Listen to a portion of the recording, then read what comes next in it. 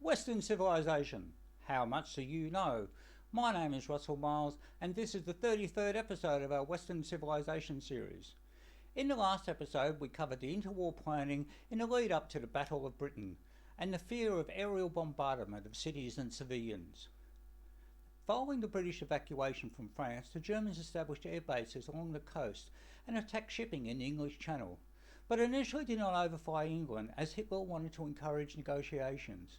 They also had to rebuild their air fleet, as in battles to date the Luftwaffe had lost over 1,400 aircraft. From July, the Germans sent reconnaissance and probing strikes over Britain, but forbid attacks on London.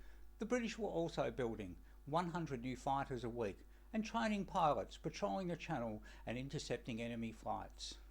On 13 August 1940, the Germans commenced mass attacks, codenamed Eagle Day. The day before, a specially trained group of fighter bombers had struck radar stations and forward airfield. But the radars were back in service by the next day, and attacks were delayed and then cancelled due to poor weather. And as with any military endeavour, there was confusion, with some German bombers attacking as they did not receive the cancellation message sent to the fighter escorts and lost heavily. Stuka dive bombers proved too ungainly against fighter opposition and were withdrawn from the battle. On 15 August, attacks commenced in earnest, with hundreds of German fighters and bombers striking at airfields in the southeast of England. These attacks were coordinated with raids towards the Midlands in the north from Norway. The Germans had assumed that most of the RAF fighters would be arrayed against them in the south. They were wrong. Downing kept fighters stationed along the coastline as a broad coverage, and so that the less engaged squadrons might act as a strategic reserve. The RAF lost 34 aircraft, but the Germans 75. Churchill was still shouted down in Parliament, but mostly because he had traded a 99-year lease of the Caribbean Islands for American arms. The Germans did not expect to destroy the enemy air force on the ground as they had in Poland and France. However, they hoped to catch the fighter aircraft as they climbed to intercept. They planned successive deeper raids over 2 to 4 weeks, forging an air corridor towards London, bombing key facilities such as radar stations, supply depots and air bases to disrupt the RAF's capacity. But beyond attacking the RAF, they had no clear plan. The historian Stephen Burgay stated, "It amounted to flying over England, dropping some bombs to annoy people and shooting down any fighters that came up as a result." This is where the cool calculation of Keith Parkes came into play. Radar and ground observers allowed him to distinguish which were bombing raids and which were fighters and what the Germans called sweeps or free hunts. Keith Parkes annoyed the fighters and focused on intercepting bombers. Secondly, he sought to concentrate his response in time, not space. From the Germans' perspective, a series of squadrons coming from various directions was even more complicated and nerve-wracking. The German fighter commanders also played into the RAF's hands. They remained high, waiting for a sizable group of RAF fighters on which to swoop. They did not want to give up the height advantage to a handful of enemy machines and risk being set on in turn. So the bombers were exposed to pinpricked attacks that ate away at their strength. The Germans even referred to the enemy aircraft as India or Indian, as if they were picking off wagon trains. The tactics of the RAF weren't without major risk. One squadron of British fighters found itself facing a stream of hundreds of German bombers and fighters. A pilot quipped, "Come on, let's surround them." He didn't return. Air bases were also not easy targets to destroy. While they included hangars, maintenance facilities, fuel, munitions, quarters and messes, much of these activities could be dispersed, at least temporarily.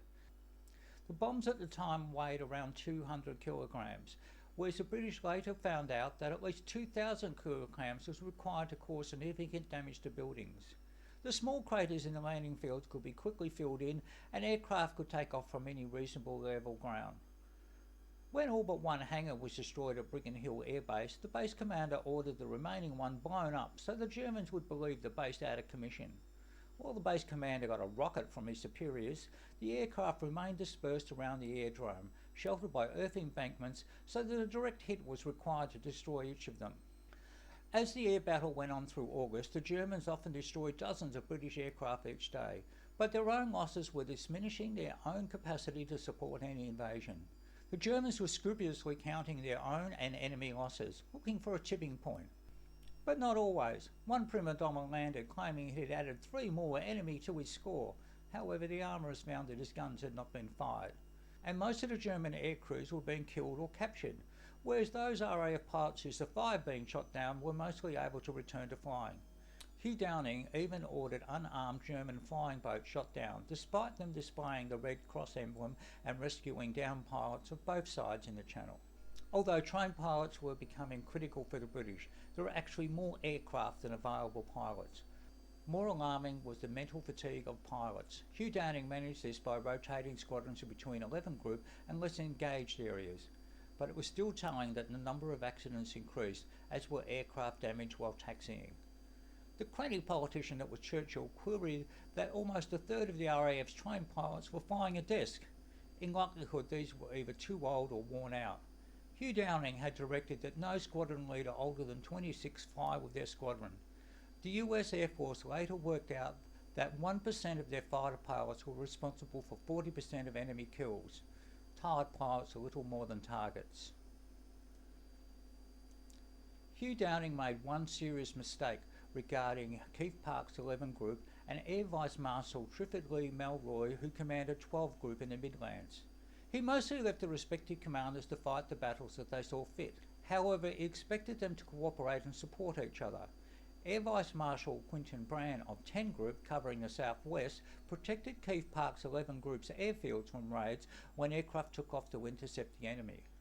However, Leigh-Mallory wanted to fight his own air battles over 11 Group's territory. He favoured assembling a number of squadrons in a big wing and from altitude ambush enemy formations. However, by the time it took large formations to assemble, the Germans were inevitably on their way back to France. Hugh Downing would have known what was occurring but did not intervene. It was notable that Leigh-Mallory was more socially connected than either Downing or Park. He also had a hyphenated name. Keith Park dealt the best he could with the resources at his command. He directed fighters not to pursue enemy aircraft across the Channel and to avoid fighter-on-fighter combat. He also sought that pilots had adequate food and sleep. Keith Park maintained his own personal Hurricane, which he named OK-1. He would tour the aerodromes later in the day, particularly those that had been attacked. A notable episode later in his career was when in Malta he gave a lift to a maintenance fitter in his staff car. On another occasion, he allowed junior pilots to share the more comfortable facilities of the senior officers aboard ship. Not the thing that would ingratiate himself to his peers, but it gained the respect of his men. Our next podcast will cover the Germans' best day and then the British response. If you like this channel, please subscribe and tick like. Let me know what you think in the comments below. I can be contacted at email russmills@iprimus.com.au. Thanks for listening.